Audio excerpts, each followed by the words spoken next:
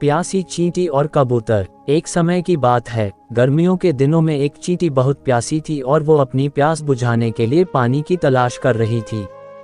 कुछ देर आसपास तलाश करने के बाद वह एक नदी के पास पहुंची। सामने पानी था, लेकिन पानी पीने के लिए वह सीधे नदी में नहीं जा सकती थी, इसलिए वह एक छोटे से पत्थर के ऊपर चढ़ गई। लेकिन जैसे ही उसने पानी पीने की कोशिश की, वह गिरकर नदी में जा गिरी। उसी नदी के किनारे एक पेड़ था, जिसकी टहनी पर एक कबूतर बैठा था।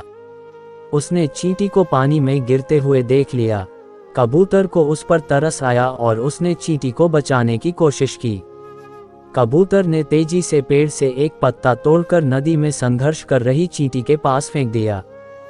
चींटी उस पत्ते के पास पहुंची और उस पत्ते में चढ़ गई। थोड़ी देर बाद पत्ता तैरता हुआ नदी किनारे सूखे आ गया। चींटी ने पत्ते में से छलांग लगाई और नीचे उतर गई। चींटी ने पेड़ की तरफ देखा और कबूतर को उसकी जान बचाने के लिए धन्यवाद किया। इस घटना के कुछ दिनों बाद एक दिन एक शिकारी उस नदी किनारे पहुंचा और उस कबूतर के घोंसले के नज़दीक ही उसने जाल लगा दिया और उसमें दाना डाल दिया। वह थोड़ी ही दूर जाकर छुप गया और उम्मीद करने लगा कि वह कबूतर को पकड़ लेगा। कबूतर ने जैसे ही जमीन में दाना देखा, वह उसे खाने के लिए नीचे आया और शिकारी के जाल में फंस गया। वो चींटी वहीं पास में थी और उसने कबूतर को जाल में फंसा हुआ देख लिया। कबूतर उस जाल में से निकलने में असमर्थ था। शिकारी ने कबूतर का जाल पकड़ा और चलने लगा। तभी चींटी ने कबूतर की जान बचाने की सोची और उसने तेजी से जाकर शिकारी के पैर में जोर से काट लिया। तेज दर्द के कारण शिकारी ने उस जाल को छोड़ दिया और अपने पैर को देखने लगा।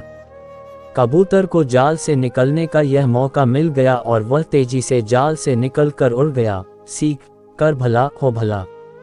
हम जब भी दूसरों का भला करते हैं तो उसका फल हमें जरूर मिलता है। कबूतर ने चींटी की मदद की थी और उसी मदद के फलस्वरूप मुश्किल समय में चींटी ने कबूतर की जान बचाई। इसलिए कभी भी किसी की सहायता करने या अच्छा करने से पीछे ना हटें। जब भी मौका मिले, दूसरों की बिना किसी स्वार्थ के मदद करें।